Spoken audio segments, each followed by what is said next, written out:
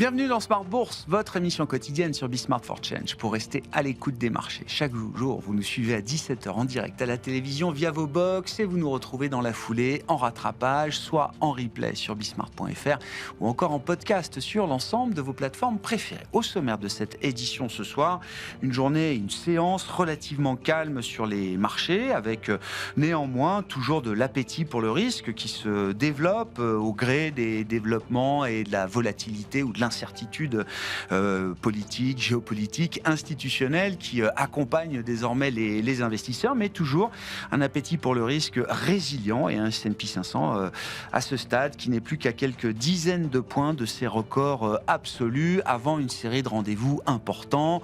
La Réserve fédérale américaine, même s'il n'y a aucune surprise à attendre en matière de décision, tout le monde sera attentif à la communication de la Fed demain soir et celle notamment portée par Jérôme Powell à travers la conférence de presse dans un moment de passation de pouvoir, de transition à la tête de la Réserve fédérale américaine qui peut être évidemment un sujet d'attention pour les investisseurs, mais aussi la capacité de la Fed à reprendre sa course de baisse de taux face à une réalité économique qui reste assez trouble, il faut le dire. Les données sont encore très très bruitées en provenance des États-Unis, mais le schéma, semble-t-il, ne permettra pas à la Fed de baisser les taux à l'occasion de cette première réunion de l'année 2026. Parmi les autres événements attendus par les investisseurs, évidemment la séquence de publication de résultats avec le chiffre d'affaires de LVMH ce soir qui sera arbitré demain sur les marchés et puis la séquence tech qui s'ouvre. Au global, on a 90 sociétés du S&P 500 qui publient cette semaine, dont les premiers grands poids lourds de la technologie américaine. À partir de demain soir, Pauline Gratel vous apportera un peu plus de détails sur la séance du jour et ses enjeux à venir dans les prochains jours. Discussion bien sûr en plateau avec nos invités de Planète Marché. Et puis dans le dernier quart d'heure de Smart Bourse, le quart d'heure thématique, nous nous focaliserons sur la thématique de la finance du futur, décryptée avec les équipes de Galilée Asset Management et son président Ronnie Michali qui sera notre invité en plateau à 17h45.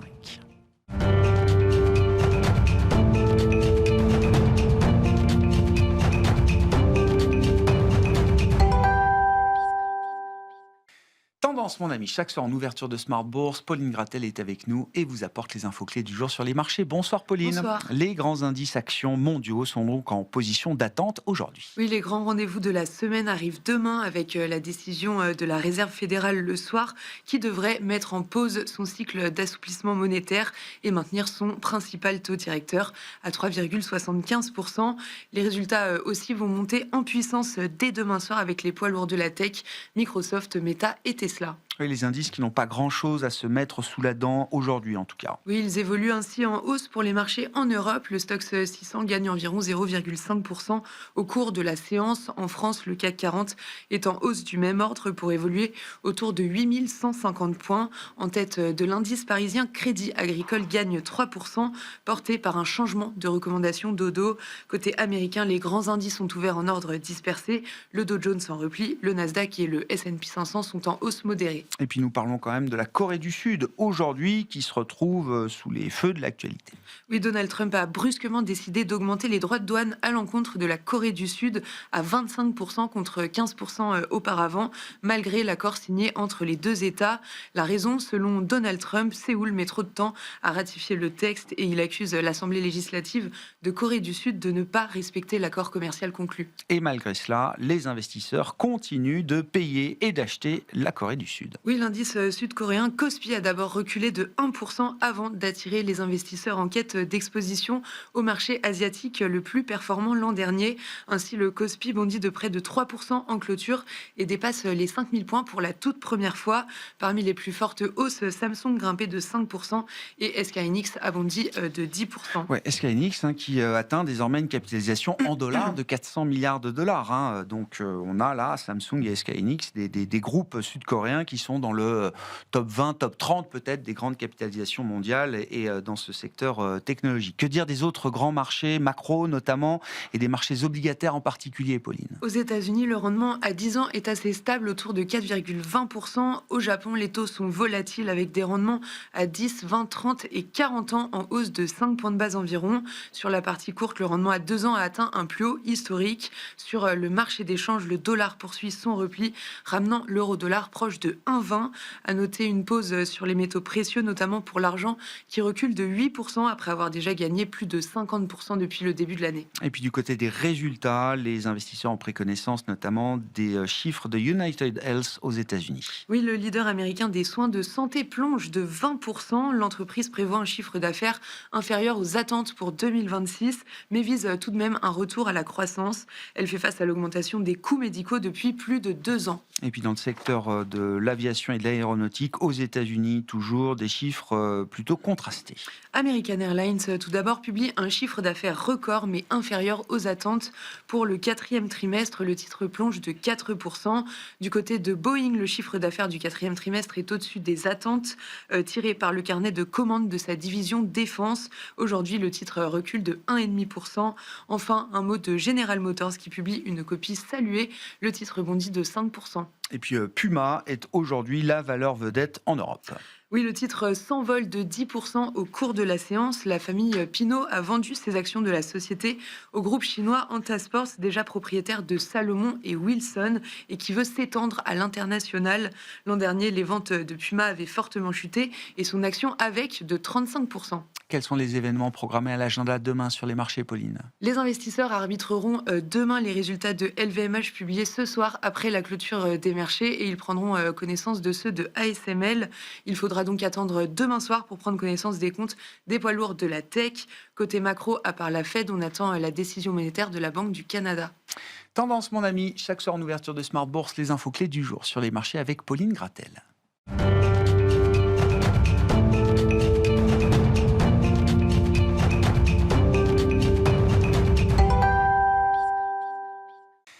Trois invités avec nous chaque soir pour décrypter les mouvements de la planète marché. Gabriel Caraboulade est à nos côtés, le directeur adjoint des investissements de Neuflis OBC. Bonsoir Gabriel. Bonsoir Grégoire. Nathalie Benatia nous accompagne, macroéconomiste chez BNP Paribas Asset Management. Bonsoir Nathalie. Bonsoir Grégoire. Et Léa Dauphas est également à nos côtés, chef économiste de TAC Economics. Bonsoir Léa. Bonsoir Grégoire. Léa, que dire de ce début d'année et est-ce que l'idée de la résilience macro reste une idée directrice pour 2026 ?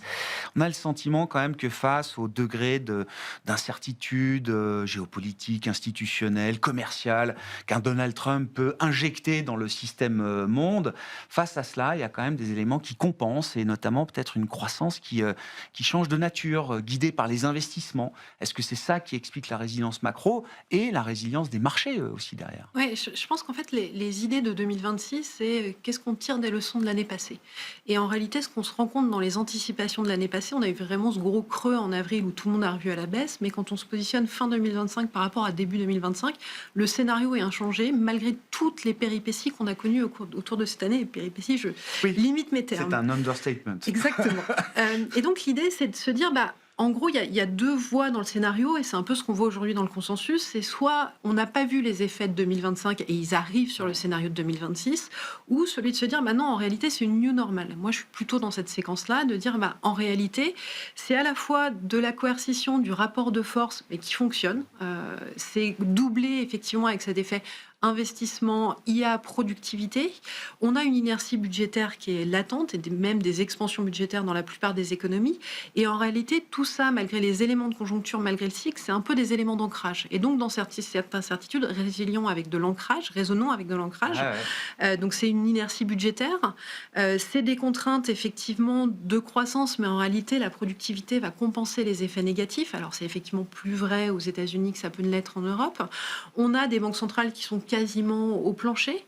Et donc, en gros, tout ça se maintient. Et c'est-à-dire que malgré de la volatilité, malgré des événements qui vont continuer à se matérialiser, c'est bien ce que nous a montré Trump en ce début d'année, en réalité, tout ça fait qu'on est dans une sorte de scénario dans le new normal, dans lequel même ces éléments de crainte, en réalité, sont un peu compensés par des facteurs non cycliques qui permettent d'entretenir une croissance et d'avoir une croissance, au final, très bonne cette année, malgré cet environnement d'instabilité. C'est quoi la stabilité de cet équilibre, en l'occurrence, à terme Alors, Léa en fait, la vraie question, c'est jusqu'à quand ça fonctionne. Ouais. Et donc, il faut réfléchir en canaux de transmission. Et on voit bien qu'aujourd'hui, les canaux de transmission, c'est les questions de confiance. C'est nécessairement cette question de bulia et d'investissement et de productivité. Et puis, c'est cette question... au final, cette question de crédibilité, crise institutionnelle ou autre, ça, c'est typiquement les questions de primes de terme, de marché obligataire. Le changement de régime, c'est un changement macro, c'est plus tant le cyclique, plus tant les contraintes cycliques en fait, qui vont relever le scénario, mais en réalité des facteurs de fond qui sont là pour rester.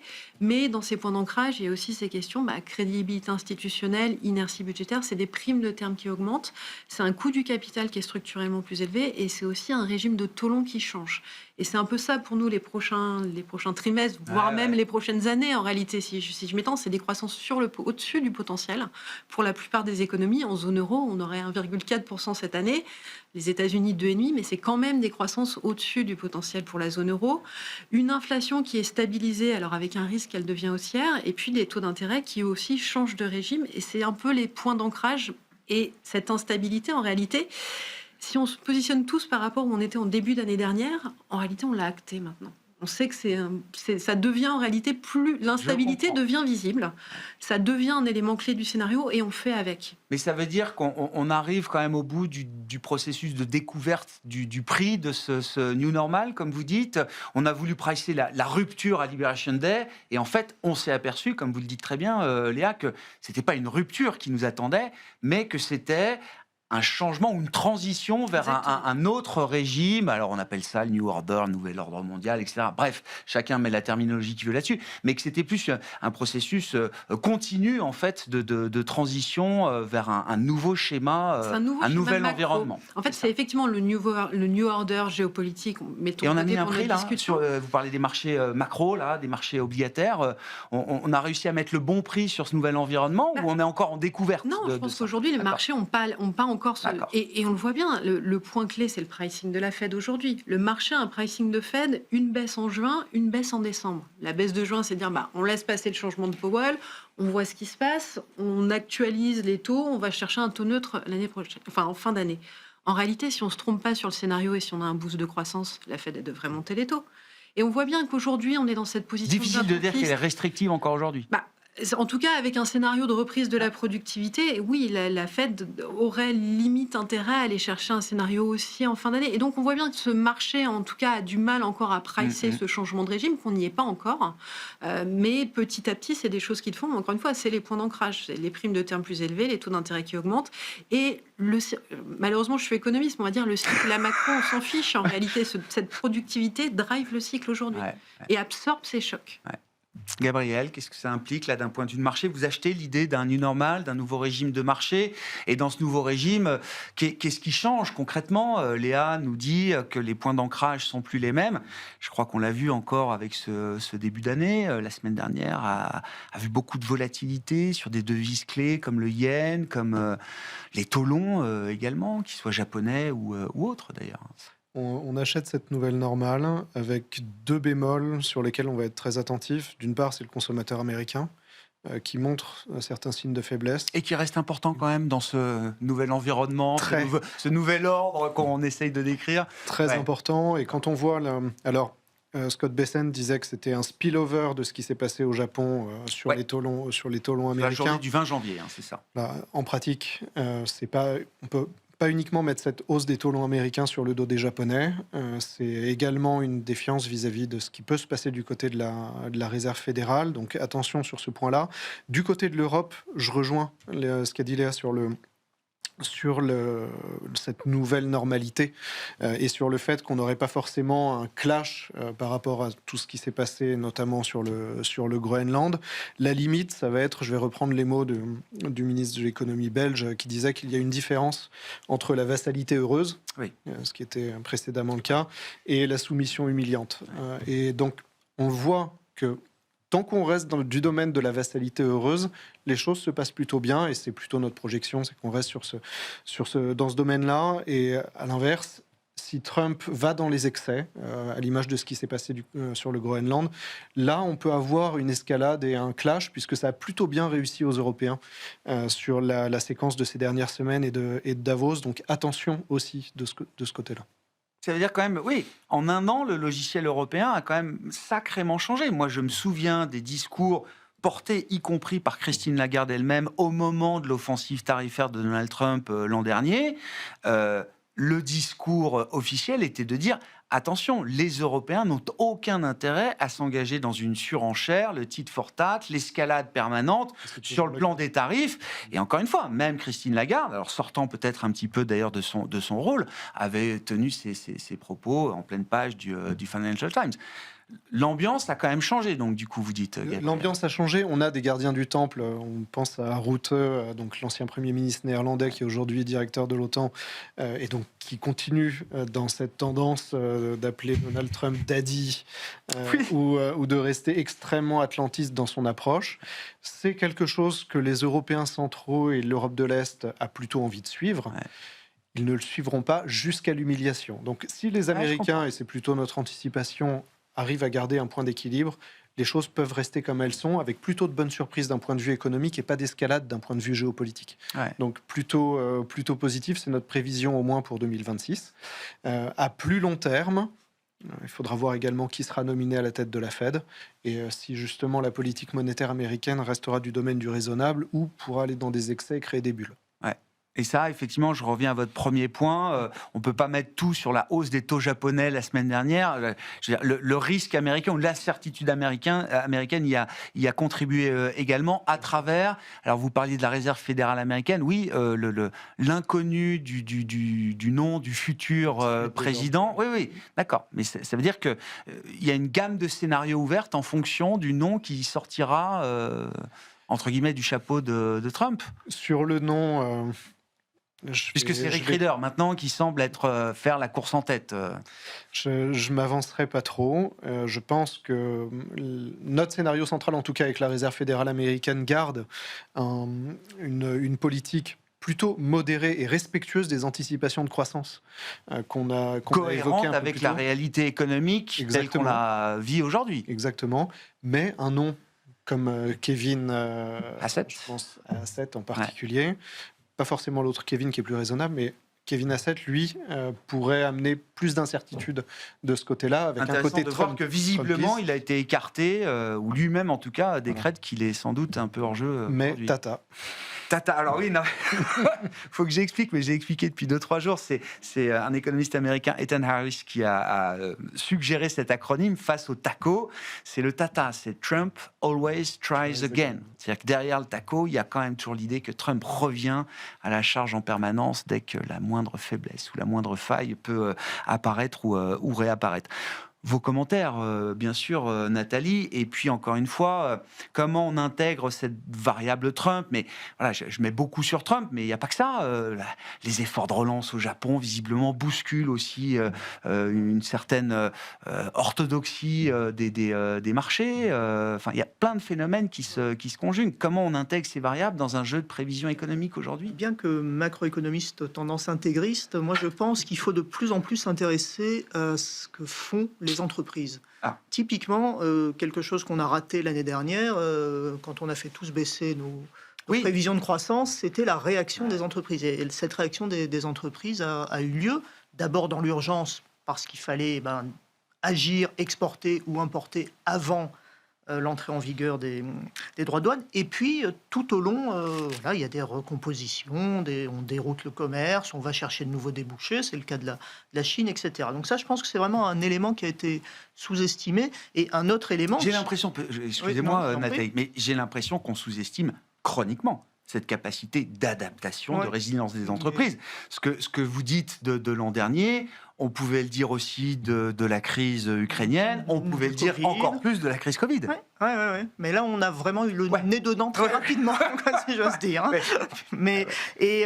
De la même façon, quelque chose qui relève aussi les décisions des entreprises, c'est l'investissement autour de l'intelligence artificielle. Et ça aussi, ça a été sous-estimé, ça a beaucoup soutenu la croissance. Et il n'y a pas de raison d'imaginer que ça ne devrait pas continuer cette année. Donc il y a vraiment ce point microéconomique finalement qui est important à surveiller. Parce que sur le géopolitique ou sur les décisions de la Maison-Blanche, c'est difficile d'établir des scénarios vu que ça change toutes les 2 heures à peu près. Quoi. Mais quand on parle du changement de nature de la croissance, on passe d'un monde où la consommation était centrale à un monde où on veut remettre de la production et de l'investissement. Oui, vous dites, là, le rôle macro des entreprises va être clé. Bien sûr, bien sûr. Et sur l'IA, puisque c'est le sujet, l'investissement, les investissements massifs, on n'en est pas encore à imaginer des vulnérabilités ou des fragilités qui, je sais pas, qui obligeraient à peut-être réviser le scénario macroéconomique. Alors, des fragilités sur l'IA, on a eu c'était en septembre dernier, là, cette étude d'une branche de Harvard qui a sans doute été un peu mal comprise, qui disait, en gros, on investit dans l'IA et puis on n'a pas de retour. Oui. On investit dans l'IA depuis 2 ans, en étant généreux. Donc, c'est normal qu'il faille un peu de temps.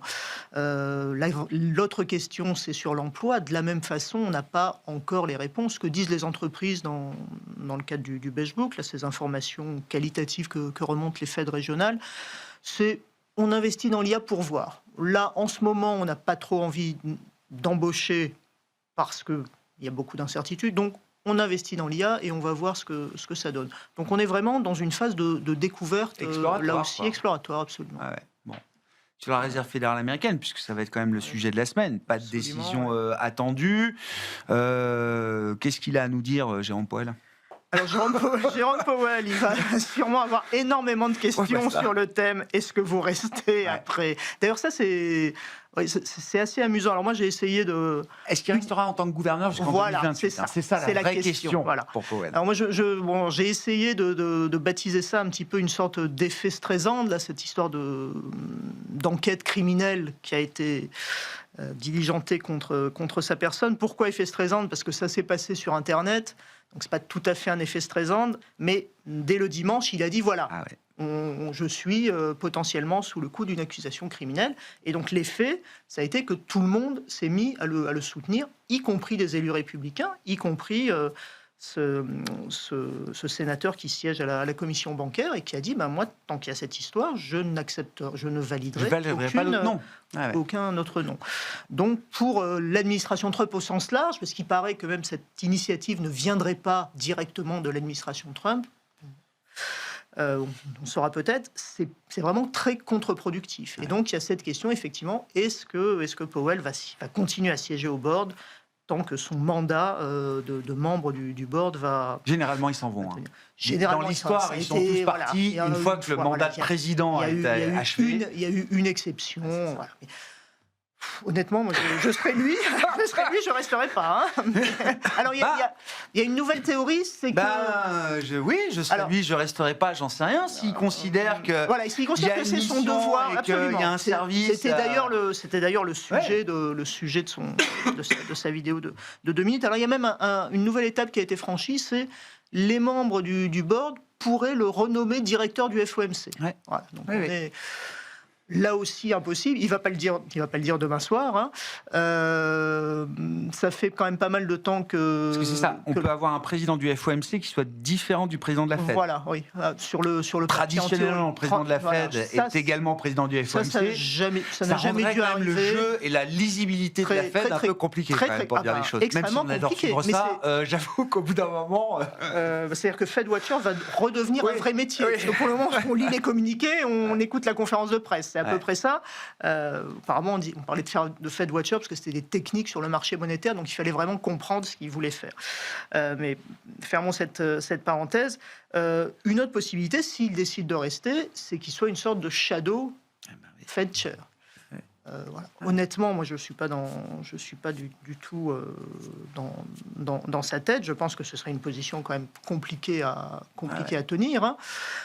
Après, faisons l'hypothèse qu'il s'en va comme la plupart des présidents avant lui. Les décisions du FOMC, ça reste des décisions du comité. Il n'y a pas de voix prépondérante. Traditionnellement, comme dans toutes les banques centrales, c'est un consensus. C'est un consensus. Le président essaye de trouver un consensus. À la Fed, ça a marché très longtemps, mais si on pense à la Banque d'Angleterre, les votes 4-5, 5-4, ça arrive tout le temps. Et on s'y est à peu près habitué. Alors, c'est pas la même importance d'économie, mais on peut imaginer qu'on serait dans cette situation, avec toujours cette dichotomie, enfin, pas toujours, mais cette dichotomie récente entre les présidents de banques régionales qui sont très préoccupés par l'inflation, et le reste du comité qui est dovish à neutre. Dovish étant Miran essentiellement et vraisemblablement le nouvel arrivant. Ouais. Comment est-ce que tout ça va se traduire ? C'est-à-dire, d'un côté, alors, il y a les pressions politiques. On décrit beaucoup celles que subit la Fed aujourd'hui, mais je crois que les pressions politiques sur les banques centrales, elles sont quand même partout aujourd'hui. On pourra peut-être parler du Japon, mais même la BCE n'y échappe pas d'une certaine manière. Entre les pressions politiques et la réalité économique, comment les arbitrages monétaires vont se faire, sachant qu'on a d'un côté de l'hémisphère, au Japon, une banque centrale qui est toujours sur une voie de normalisation graduelle à la hausse.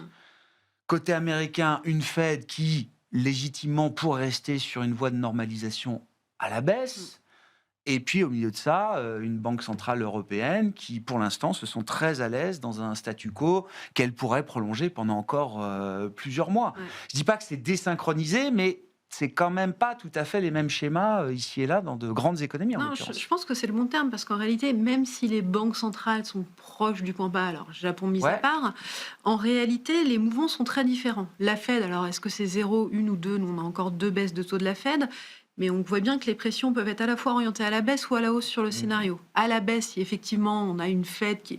Moi, personnellement, j'y crois pas. Je pense que, les réponses de la Cour suprême au procès de Lisa Cook, cette posture de Powell, le fait qu'ils ont quand même validé les membres régionaux, qui sont des membres tournants, qui sont revenus. Et encore une fois, si on commence, il y a un papier très intéressant qui est sorti sur qu'est-ce qui se passe quand on attaque l'indépendance de la Fed.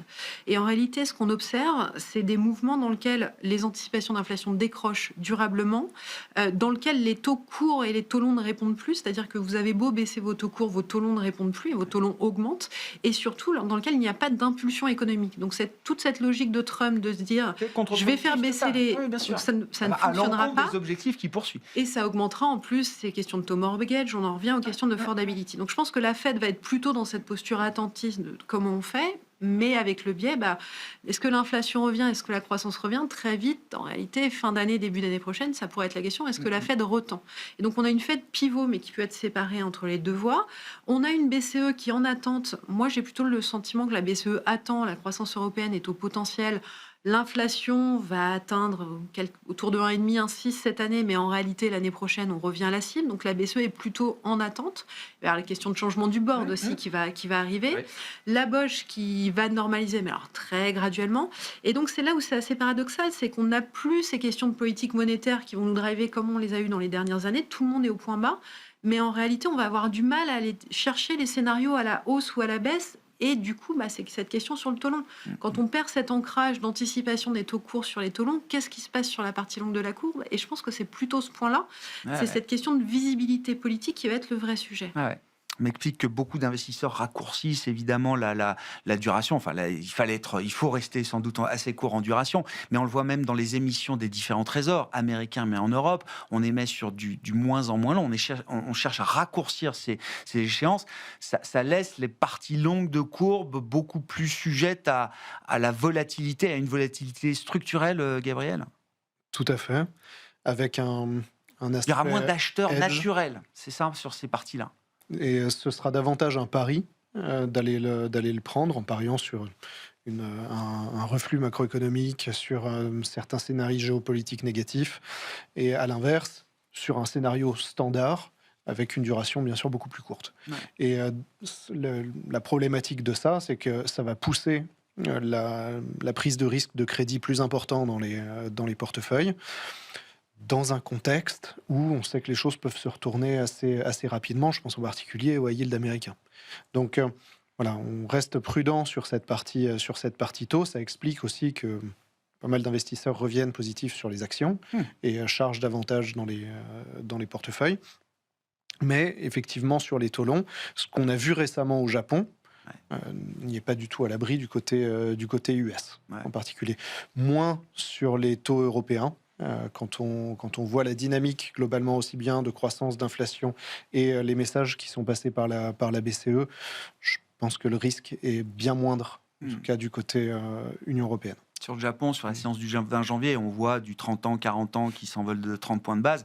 Effectivement, et j'ai vu le chiffre après, on me l'a bien rappelé, pour mettre les choses en perspective, c'est quelques centaines de millions de dollars qui se sont échangés sur ces parties super longues de courbe. C'est un marché qui est encore assez...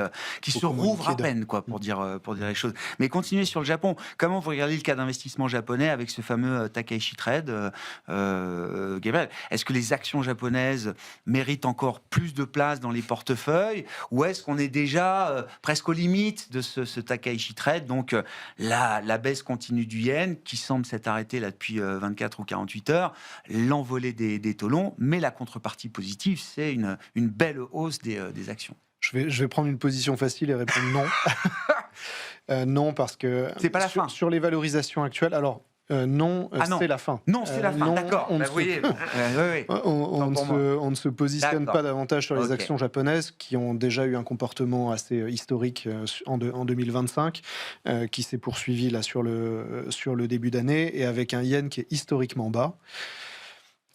De plus en plus d'économistes, de plus en plus d'intervenants de marché considèrent que le Takaishi Trade aujourd'hui a ses limites et une probabilité de se réaliser, c'est-à-dire la possibilité de financer toutes les mesures qui sont proposées par Takaishi en cas de majorité plus marquée de sa coalition. Donc une probabilité qui est assez basse, c'est notre avis également. Et dans un contexte où on s'expose à beaucoup de surprises géopolitiques, le yen reste un hedge. Reste une devise, surtout sur les niveaux actuels, qui est assez intéressante. Et si à l'inverse, on parie sur un rebond du yen, ça veut dire un effet qui peut être très significatif sur les actions japonaises. Donc, voilà, on a plutôt envie aujourd'hui d'acheter la devise que les actions. Une devise qui monte, c'est forcément négatif pour le marché action, Gabriel, dans le cas japonais, en l'occurrence. Dans le cas japonais, oui. Ça peut pas être vous imaginez pas, parce que c'est l'autre scénario de sortie par le haut du Japon. L'idée de la reflation, c'est-à-dire la devise se renchérit, on retrouve un peu de productivité, de l'investissement. C'est un scénario qui est selon nous peu probable dans une économie qui est extrêmement bien sûr exposée aux exportations. C'est vrai. Et une économie aussi exportatrice que l'économie japonaise souffre tout de suite dès que le yen se renchérit. Et généralement, je parle sous votre contrôle aux gens de marché, mais quand le yen devient un one-way trade et qu'il se retourne, c'est pas pour 1 ou 2 pips, quoi. Ça peut vite faire quelques figures et donc faire assez mal, quoi. Tout à fait. Historiquement, c'est le cas. Il suffit de regarder le comportement du yen sur 30 ans, et en particulier juste avant les grandes crises. Je pense à l'éclatement de la bulle Internet. Je pense évidemment au subprime. C'est vrai également plus récemment avec le Covid. Mais on voit une phase de réappréciation du yen, vous voulez dire, juste avant qui est très violente, qui impacte encore plus les actions japonaises, puisque leurs fondamentaux s'érodent également dans ces phases de crise. Et on peut considérer sur les niveaux actuels, en tout cas c'est mon opinion, le yen comme un cas de bond. C'est-à-dire qu'on est aujourd'hui sur une devise... Donc les obligations catastrophes émises par les réassureurs, voilà. Donc c'est vraiment le hedge ultime, quoi. Qui a coûté à pas mal de monde, tant que la catastrophe ne s'est pas produite. C'est ça. Mais qui reste donc un hedge très important en cas de surprise financière ou géopolitique. Bon, très bien. La question étant toujours de comment se diversifier quand les encres bougent. Bon, une encre peut-être qui est en train de revenir, là, c'est celle du yen aujourd'hui. Sur la macro japonaise, alors il y a l'inconnu des résultats électoraux du 8 février prochain, mais ce scénario de reflation, il est installé pour se développer encore, ou il y a un risque que ça fasse pchit à un moment? Alors, pchit, je ne sais pas, mais ce scénario de reflation, et en particulier le comportement des taux longs japonais est quand même assez surprenant, parce qu'il y a quelques années, ça commence à remonter, on parlait de japonisation pour nous expliquer que c'était normal que les taux longs japonais soient si bas, et on disait ça pend au nez en Europe parce qu'on devient vieux, on devient comme les Japonais. Et donc, brusquement, d'avoir ces taux qui remontent, alors 30, 40 ans, oui, mais également le 10 ans, qui a des de 30. Voilà, oui. C'est quand même un peu troublant, quoi. Que ce soit tout un Taikashi Trade, ça... Oui, parce que la démographie japonaise n'a pas changé entre-temps, on est bien d'accord. Donc voilà, il y a quand même cette question, et d'autant plus que la dette japonaise est toujours détenue par les Japonais via la poste. Donc ça n'a pas changé, et pourtant on a eu ce mouvement très très violent, accompagné donc de cette baisse du yen qui fait bruisser les marchés d'éventuelles interventions sur le marché d'échange. Alors là, honnêtement, je ne sais pas si ça va avoir lieu. C'est toujours des opérations très compliquées à réussir pour les banques centrales, pour les ministères des Finances, mais malgré tout... Le point notable de ces rumeurs, c'est même un peu plus que des rumeurs, c'est qu'il y a l'idée d'une coordination avec le Trésor américain. C'est encore plus difficile. C'est encore plus difficile de se coordonner. Voilà. Et puis on sait que les mouvements, ça a été rappelé, les mouvements brusques d'appréciation du yen, ça a pu avoir des conséquences pas très très agréables pour les marchés financiers. Donc c'est évidemment quelque chose à surveiller, qui me paraît malgré tout... En tout cas, l'ampleur des mouvements me paraît malgré tout décorrélée de la macro japonaise, qui souffre toujours d'une consommation intérieure un petit peu palote, dirons-nous. Et Takeshi promet d'améliorer la situation. On va baisser la fiscalité sur les produits de première nécessité, les produits alimentaires, etc. Les produits alimentaires, d'ailleurs, c'est lié... Alors, hormis le riz et encore, c'est beaucoup lié au niveau du yen, puisqu'il y a beaucoup de produits alimentaires qui sont importés au Japon. Donc c'est une situation compliquée, après qui ne présage pas de ce que peut faire la bourse, les actions japonaises par ailleurs, puisque là aussi on a des valeurs technologiques, etc.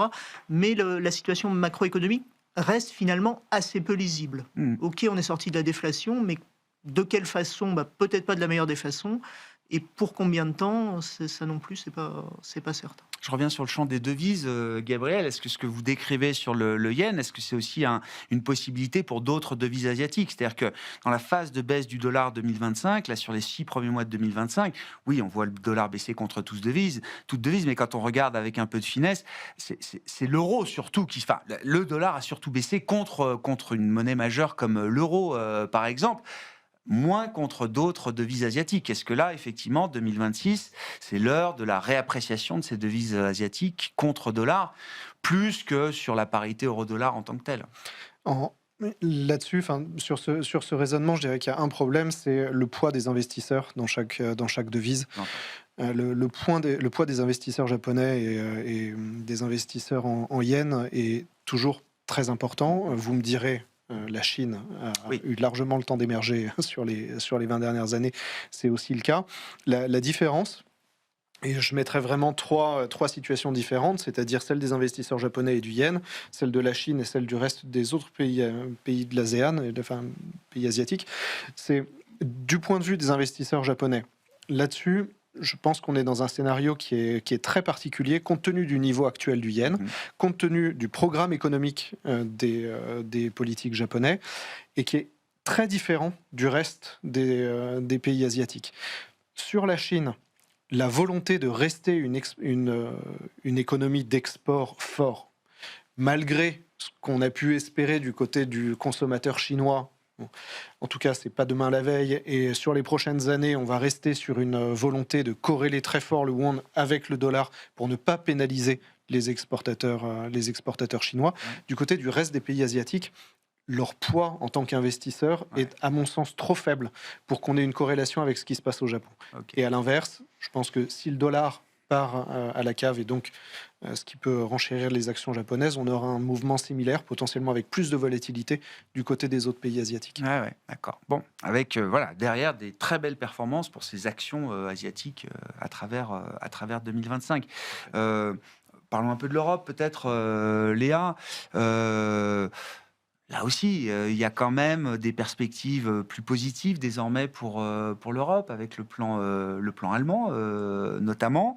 La question étant, est-ce que ce sursaut, ce réveil européen qu'on commente, qu'on décrit à travers l'idée d'une souveraineté élargie, pas simplement sur le champ de la défense, mais sur d'autres domaines industriels ou d'autonomie stratégique, est-ce que là aussi, est-ce que c'est une réalité tangible à la fin de l'histoire, ou est-ce qu'on est encore dans un espèce de fantasme ou de mythe d'une autonomie stratégique retrouvée pour l'Europe? Alors, il y a deux questions. Là, il y a la question plutôt potentielle croissance et puis les questions à terme. Potentielle croissance, il faut rappeler que cette année, avec une projection de croissance à 1,4 pour la zone euro, la zone euro est au potentiel. L'inflation est à la cible, la BCE a normalisé. On peut s'en féliciter. Job is done. Le point qui est important, c'est que quand on essaye de poser un peu les éléments clés des scénarios, on voit bien qu'aux États-Unis, on a l'effet IA productivité. Côté Chine, on a effectivement le côté stratégique, exportation. En Europe, c'est là où c'est assez paradoxal, c'est quand vous regardez aujourd'hui, les indicateurs sont à peu près tous au beau fixe. Ça fait 2 mois que les indicateurs de confiance se reprennent. Nous, c'était nos seuils de bascule pour savoir si la croissance accélérait ou pas. On a passé ces caps-là, que ce soit les enquêtes nationales, les enquêtes européennes. L'inflation, alors même si elle est différente entre les pays, mais l'inflation revient à une cible, permet une reprise du revenu réel. Il va y avoir la transmission BCE, le crédit reprend. Donc, quand on combine tout ça ensemble, on a envie de dire, ok, ça y est, tout ce qu'on attendait l'année dernière, au final, se positionne. Les planètes sont alignées. Exactement. Et puis, face à ça, en gros, vous avez des pavés de contraintes structurelles. Les contraintes structurelles de productivité faible, d'inertie, toute la séquence de Macron à Davos, toutes les contraintes extérieures, que ce soit la politique américaine, le stop sur le Groenland, effectivement, il va revenir d'un côté ou d'un autre. Moi, ce qui m'étonne, c'est que cette question sur la Corée du Sud, on ne l'a pas eu en Europe. Et pourquoi pas On a eu droit à notre menace tarifaire aussi, passagère, mais c'est un peu ce sentiment-là. C'est-à-dire que, en fait, les planètes s'alignent sur notre dynamique et notre cycle conjoncturel. On est effectivement dans une situation qu'on n'avait pas connue depuis longtemps. Mais par contre, le bloc de contraintes extérieures qui peut freiner ça est extrêmement important. Et donc, c'est un peu ça la séance cyclique 2026. C'est-à-dire que ça va bien si tout le reste est à peu près ne change pas. Bouge pas trop, quoi. Mais par contre, effectivement, à moyen terme, il y a une vraie capacité pour l'Europe à augmenter. Alors, est-ce qu'on va aller sur une croissance potentielle au-delà de 2,5 ? Peut-être pas, mais on voit bien que toute cette séquence et cette géopolitique qui rentre maintenant dans notre macro, c'est effectivement la défense est un sujet, les investissements sont un sujet. Alors on parle beaucoup du plan allemand. En réalité, c'est le restant des plans NGU. Je le rappelle, si on prend tous les plans NGU qui doivent normalement arrêter cette année, il y a à minima 150 milliards qui arrivent. Donc toute cette question, l'Italie, l'Espagne, on continue encore pendant quelques trimestres. Et donc on a une impulsion. Même s'il y a des contraintes budgétaires pays, on a l'impulsion de l'investissement public, des taux qui sont bas, une transmission de politique monétaire qui arrive, des investissements de long terme qui sont engagés et qui sont là pour durer. Et donc, en réalité, c'est plutôt est-ce que les contraintes externes nous freinent, mais il y a un mouvement de temps long sur l'Europe qui est en train de se faire. Est-ce que ce sera très positif? J'en sais rien, mais en tout cas, les planètes commencent à s'aligner pour l'instant. Vous évoquiez tout à l'heure les fonds autour de la souveraineté. Nathalie, effectivement, c'est des stratégies qu'on voit fleurir sur le marché. Les gérants, les investisseurs y croient. En tout cas, voient qu'il y a là une opportunité quand même pour investir. Sur le plan macro, ça revêt quand même une forme de réalité pour vous aussi, Nathalie. Ça commence. Alors, là aussi, ça a commencé par la microéconomie, mais ça commence à se voir sur le plan macro. Un graphique très simple qu'on peut faire, c'est regarder les niveaux des PMI manufacturiers dans la zone euro et le niveau de la production industrielle. Et bien, cette production industrielle, à la fin de l'année, on n'a pas encore le chiffre de décembre, elle était supérieure à ce que permettait d'imaginer le niveau des PMI. Donc effectivement...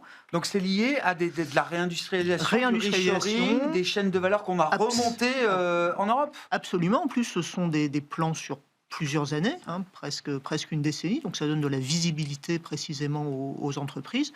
Et c'est vrai que le climat autour, avec des taux de la BCE relativement bas, qui ne vont pas monter en tout cas... C'est vraisemblablement pas baisser, mais pas monter tout de suite. Oui. Et c'est important. Et c'est important que la BCE fasse d'ailleurs passer ce message, parce que ça, c'est aussi important pour les entreprises pour prendre leurs décisions. C'est d'ailleurs vraisemblablement, peut-être à cause des discours, des propos d'Isabelle Schnabel en décembre, que l'indice IFO est est encore un petit peu faiblard. Donc le climat des affaires en Voilà, Allemagne. le climat des affaires en Allemagne, D'accord. on sent un certain scepticisme des chefs d'entreprise, alors qu'il y a malgré tout des bonnes nouvelles qui arrivent. On peut imaginer un cercle vertueux finalement autour de ce thème de la souveraineté, qui recoupe la défense, mais aussi d'autres thèmes qui sont finalement ceux que listait Draghi dans son rapport, et avant lui Enrico Coletta et Noyer, et tant d'autres. oui, Voilà. et tant d'autres, Oui. les 5 présidents. Voilà. Enfin, les rapports, ça, ils sont là. Mais finalement, on y est peut-être. Ouais, Plutôt que d'avoir fait un grand emprunt national pour la défense, finalement, ces fonds de souveraineté vont peut-être détenir la clé d'une nouvelle étape pour l'Europe. Ouais, pour la construction européenne. Sur le plan des marchés, qu'est-ce que ça veut dire pour 2026, Gabriel ? Sachant que quand même, j'ai l'impression que la partie cyclique des marchés actions a déjà bien progressé, quoi. C'est-à-dire le rapport entre cyclique et défensive est quand même très à la faveur des cycliques. Est-ce qu'on a déjà tout anticipé de cette histoire européenne, ou est-ce qu'il faut rester avec un tilt cyclique là dans les portefeuilles d'actions européennes ? On a vu un début de rattrapage hein, sur le début d'année, avec des États-Unis qui ont plutôt progressé sur la value, d'ailleurs, mais une Europe qui, à l'inverse de 2025, a progressé plutôt sur la croissance. Et une value qui a plutôt, et donc des cycliques qui ont légèrement sous-performé, donc avec une petite exception sur le secteur financier. Pour nous, sur la partie financière, en tout cas, on pense que le mouvement va plutôt continuer à la faveur de l'implémentation de deux choses. C'est l'union des marchés de capitaux, en l'occurrence, et les avancées qu'on peut avoir sur l'union bancaire. On peut avoir de bonnes surprises de ce côté-là. Sur le reste, du côté européen, on va quand même être assez prudent. On reste investi sur la santé, sur l'industrie européenne, parce que on a encore pas mal de dry powder sur l'investissement et les aides publiques justement à l'investissement en Europe. Mais on reste, compte tenu de ce qui se passe, de l'environnement général et du poids des États-Unis dans les décisions géopolitiques, dans les négociations sur les tarifs, on reste quand même surpondéré plutôt du côté américain. Ouais.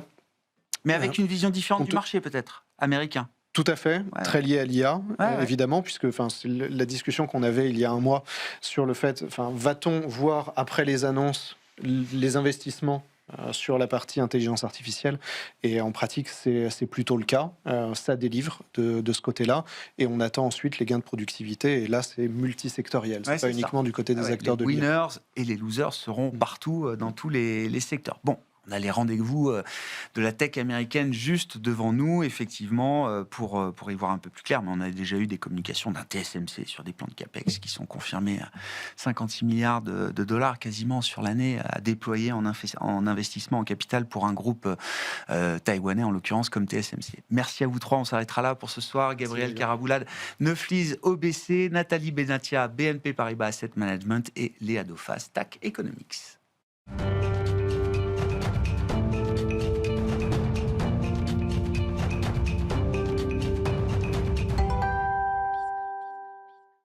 Le dernier quart d'heure de Smart Bourse chaque soir, c'est le quart d'heure thématique et nous parlons de gestion thématique. Ce soir, nous allons décrypter un thème de marché comme nous le faisons chaque mois avec l'équipe de Galilée Asset Management. Son président, Ronnie Michali, est à mes côtés. Bonsoir Ronnie.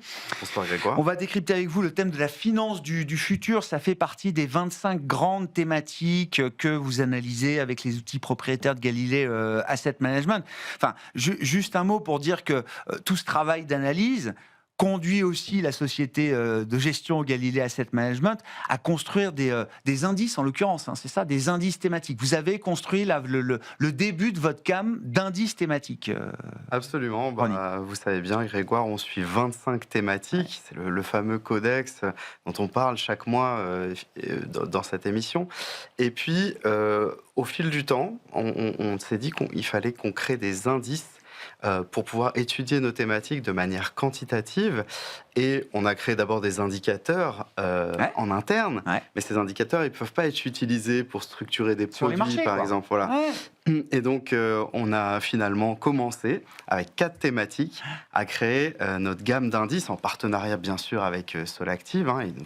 Il nous fallait un provider d'indices.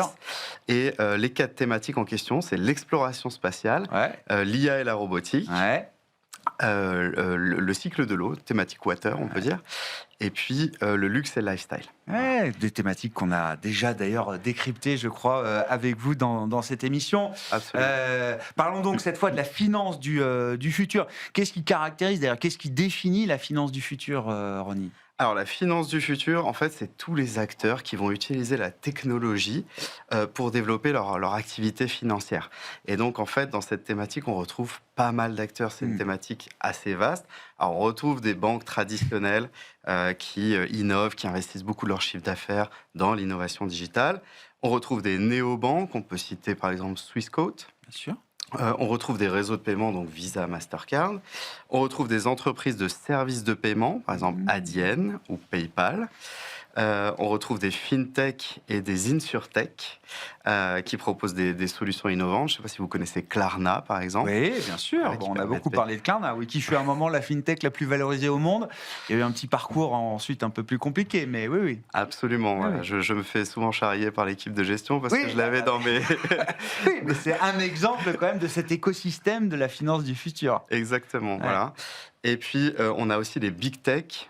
Alors, une partie des big tech, avec Apple Pay, Google Pay, par exemple. Et enfin, les sociétés qui sont directement liées à la blockchain, Coinbase, Block. Donc, vous voyez, une thématique quand même très vaste. Très large. C'est pas sectoriel. C'est pas que des banques traditionnelles, comme vous dites. Pour le coup, ça embrasse une vraie thématique large et profonde, et portée par des méga tendances. Et donc, du coup, comment est-ce qu'on valide effectivement cette thématique ? C'est toujours le premier aspect du codex, en tout cas de la grille d'analyse que vous avez développée chez Galilée, Ronnie. Exactement, pour que ce soit vraiment une thématique d'investissement et qu'on examine bien sûr ses perspectives économiques, mais aussi son potentiel boursier, il faut qu'elle soit structurelle, internationale et transversale. Donc, structurelle, elle est portée par des méga tendances, plusieurs, mais notamment, bien sûr, la digitalisation de l'économie, l'émergence des classes moyennes et la croissance de la population mondiale. Ça fait plus de clients pour les sociétés de cette thématique, évidemment. Si on prend juste la digitalisation de l'économie, l'essor du e-commerce va faire que, bien sûr, on va avoir besoin de solutions qui sont efficaces, qui sont instantanées et qui sont internationales. Du coup, j'en arrive à l'international. Cette thématique, elle est bien sûr internationale parce que le système financier, il est largement mondialisé et il est interconnecté. Vous avez possibilité de payer avec vos cartes bancaires un peu partout dans le monde et surtout avec les néobanques maintenant. Mais surtout avec des sociétés comme Visa, Mastercard, Adyen, c'est un chiffre d'affaires qui est mondialisé. Donc ça, vraiment, c'est une des caractéristiques, c'est vraiment l'une des thématiques les plus internationales. Et la blockchain, en fait, ça pousse cette logique encore plus loin. Puisqu'on va permettre finalement d'effectuer des transactions de manière sécurisée, à n'importe quel moment, depuis n'importe où, vers n'importe qui. Et donc ça, c'est vraiment la caractéristique internationale. Et enfin, transversale. Alors, c'est pas forcément la thématique où on trouve le plus de secteurs qui sont concernés. Il y a bien sûr le secteur bancaire, il y a le secteur de la tech et le secteur des services à la consommation, avec par exemple Google Pay, Tencent avec WeChat, etc. Qu'est-ce qu'on peut dire du potentiel et de la manière dont on met un prix sur cette thématique aujourd'hui en bourse, la manière dont le marché met un prix sur cette thématique en bourse, Ronnie ? Alors, sur le prix, et après je reviendrai sur les performances. Mais sur le prix, on est entre 23 et 24 fois les bénéfices, le fameux PER. Et donc, en fait, c'est une thématique plutôt grosse quand on regarde, mais pas tant que ça. On était beaucoup plus cher en 2020-2021, on était aux alentours de 33 fois. Donc, finalement, malgré des très bonnes performances, je vais y venir tout de suite, et ben finalement, cette thématique se paye moins cher qu'avant. Au niveau des performances, sur les 7 dernières années, elle a surperformé le MSCI World 5 fois. C'est un record. En 2021, on a plus 19%. 2025, on a plus 19%. 2024, plus 36%. C'est la deuxième thématique de toutes les 25 qu'on regarde. 2023, plus 42%. C'est la quatrième thématique de toutes celles qu'on a regardées cette année-là. Et l'année difficile, évidemment, c'est 2022, moins 38%, la hausse des taux.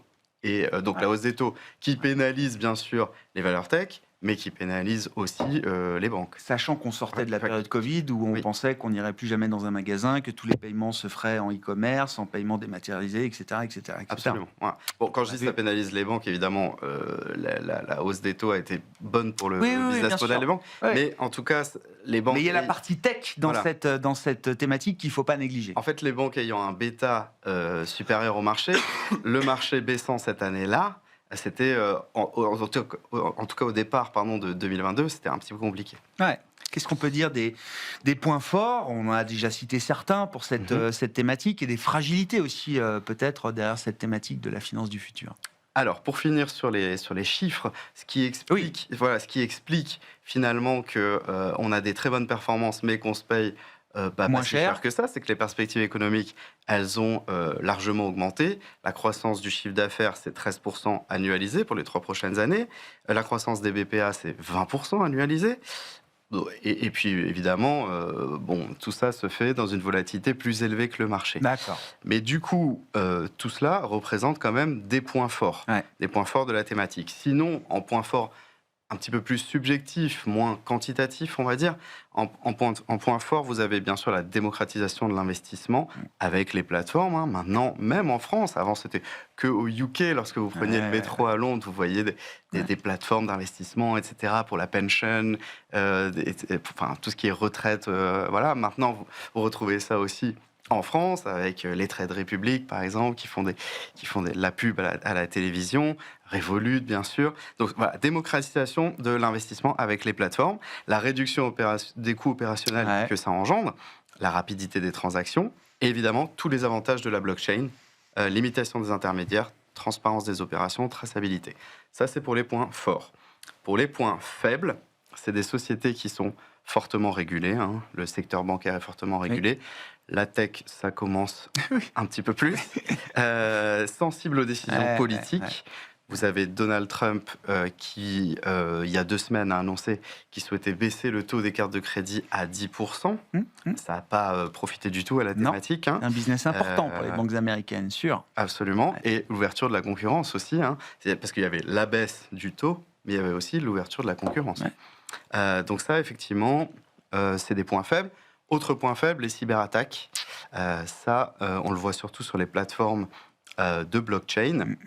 En tout cas, les plateformes d'actifs digitaux. Bon, ça peut coûter extrêmement cher. Et aussi, ça peut miner la confiance. Donc ça, on a déjà eu, effectivement, des vols de crypto. On a eu FTX. On a eu un risque de réputation énorme, évidemment. Voilà. Mais de manière générale, ça progresse. Les actifs tokenisés, aujourd'hui, dans le monde, c'est 12,3 milliards. Et en 2023, c'était 1 milliard. Non, ça va très très vite. Cette nouvelle architecture financière se développe à une vitesse incroyable. Du coup, quelles sont les bonnes manières d'investir dans cette thématique finance du futur, là, dans l'univers des fonds et des produits disponibles exposés à cette thématique? Quels sont ceux qui retiennent votre attention, Ronnie? Alors, vous pouvez investir en actions, bien sûr, mais sinon en fonds et en ETF. Alors, les actions, on en a cité quelques-unes. On a cité Adyen, par exemple. Il faut savoir que le chiffre d'affaires de Adyen, sur les 5 dernières années, la croissance du chiffre d'affaires n'a jamais été inférieure à 20%. Donc voilà, vous pouvez aller sur des sociétés comme ça, on en a cité plein. Maintenant, au niveau des fonds et des ETF, on peut aller sur Robeco, par exemple, Robeco New Financials. Voilà. C'est un fonds qui a des banques classiques, mais aussi des entreprises susceptibles de jouer un rôle dans la numérisation de la thématique. C'est vraiment pour les gens qui veulent tester et pas y aller totalement. Parce que ça reste quand même un fonds où il y a pas mal de banques classiques, avec une approche GARP, donc Growth at Reasonable Price. Donc voilà, c'est pour les gens qui souhaitent mettre un pied dans la thématique. Dans celui-ci, il y a 50% de sociétés US, 30% d'Europe. D'accord. Il faut vouloir s'exposer au moins à moitié aux US. Ensuite, vous avez chez BlackRock, BGF, FinTech. Alors là on est déjà on est déjà plus tourné sur l'évolution digitale. Celui-ci a un peu plus d'États-Unis, presque 67% d'US. Et c'est principalement des large et des mid-cap de la thématique dont on a parlé, mais un peu moins tourné vers les banques, beaucoup moins d'ailleurs tourné vers les banques traditionnelles. Et enfin, en tracker, il en faut pour tous les goûts. Potentiellement, on a Xtracker FinTech Innovation. Donc lui aussi, il a plus de 65% sur les US. Et lui, finalement, c'est une bonne répartition des acteurs de la thématique. On va retrouver des FinTech, des InsurTech, on va retrouver des Big Tech, on va retrouver de la blockchain. Donc voilà, c'est vraiment un tracker sur un indice qui représente bien la thématique. Ouais, plutôt bien diversifié. Merci beaucoup, Ronnie. On se retrouve dans un mois pour décrypter avec vous une nouvelle thématique d'investissement à travers les outils d'analyse de Galilée Asset Management. Ronnie Michali, le président de Galilée AM, était avec nous, l'invité de ce dernier quart d'heure de Smart Bourse.